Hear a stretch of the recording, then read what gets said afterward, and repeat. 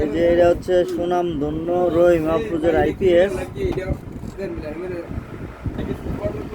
বল। এই আইপিএসটা যে বাইক কিনছে বেশি দিন হয়েছে না, এই যে আইপিএস কিন্তু পুড়ে গেছে। অলরেডি পুড়ে গেছে। আমার কাছে আইছিল, আমি বলছি এটা আমার কাছে বেচলে 300 টাকা বিক্রি করতে পারবো। কেন মাদার বোর্ডটা আপনারা দেখেন তারা কিভাবে তৈরি করছে। মানে আমাদের যে জায়গাতে বোর্ডগুলোতে এই এই ধরনের হিক্সিন থাকে,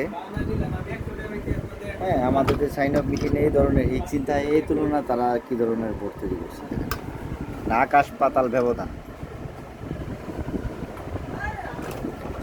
মেশিনটা বেশি দিনের না, এই নতুন তাদের মডেল নতুন বাইরে হয়েছে মেশিনটা। এদের 400 দিয়ে 12 ভোল্ট।